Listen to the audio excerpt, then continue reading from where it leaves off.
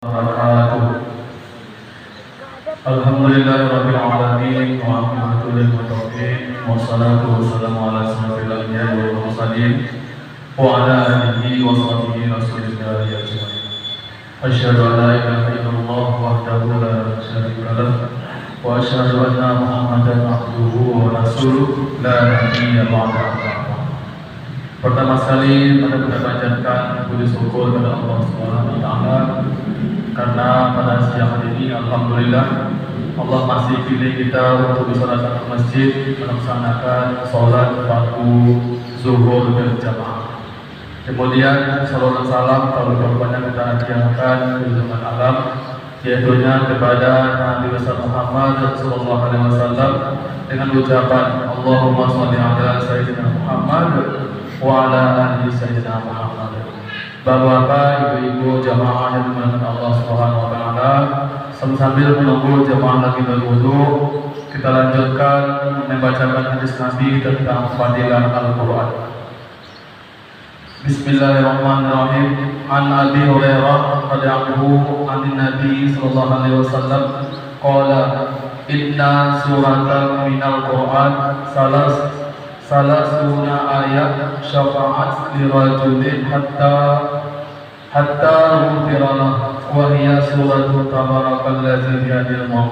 Artinya diriwayatkan dari Abu Hurairah radhiyallahu bahwa Nabi SAW bersabda, sesungguhnya ada satu surat dalam Al-Quran yang berisi 30 ayat.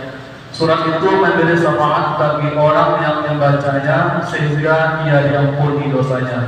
Itulah surat Tabarakalladzi biyadil mulk, surat Al-Mulk, hadis riwayat Tirmidzi.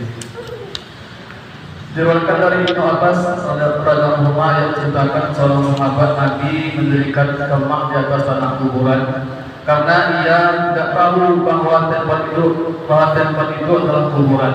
Ternyata di sana ada satu keburukan.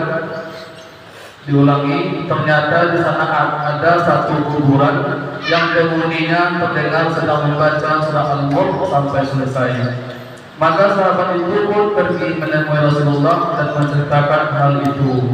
Wahai Rasulullah, saya tidak sengaja mendirikan kemah di atas sebuah kuburan.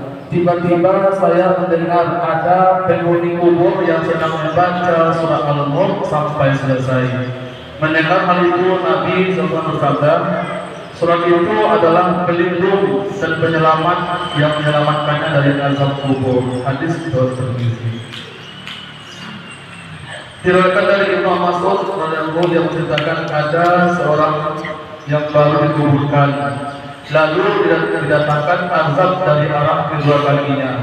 Tetapi kedua kakinya berkata, tidak ada jalan bagimu dari anak arahku ini, karena dengan sebab aku ia selalu berdiri untuk membaca surah Al-Mulk. Kemudian azab itu didatangkan dari arah dadanya atau perutnya, tetapi dadanya berkata, tidak ada jalan bagimu dari arahku ini, karena dengan sebab aku ia selalu membaca surah Al-Mulk.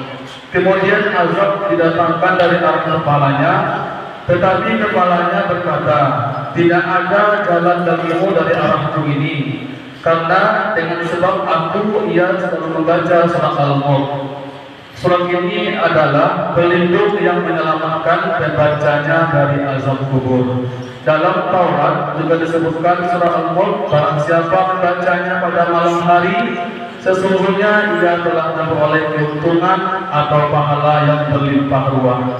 Hadis riwayat Hakim. Selanjutnya diriwayatkan dari Abu Darda radhiyallahu dari Nabi SAW beliau bersabda, apakah seseorang di antara kalian tidak sanggup membaca sepertiga Al-Quran dalam satu malam? Mereka, para sahabat bertanya, bagaimana seseorang sanggup membaca sepertiga Al-Quran dalam satu malam?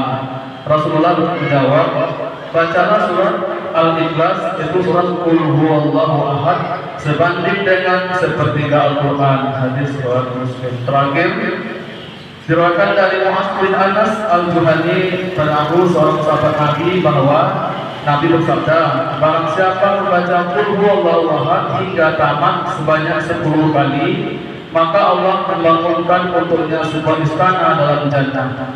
Umar bin Khattab berkata, kalau begitu aku akan membacanya lebih banyak lagi. Rasulullah bersabda, Allah lebih banyak karunia-Nya dan lebih baik lagi untukmu. Hadis surat Ahmad. Alhamdulillah dari beberapa hal dibacakan tentang fadilah surah Al-Mulk dan surat Al-Ikhlas, semoga kita dapat bisa amalkan dalam kehidupan sehari-hari untuk menambah amalan kita nantinya. Terima kasih, semoga bermanfaatnya. Assalamualaikum warahmatullahi wabarakatuh.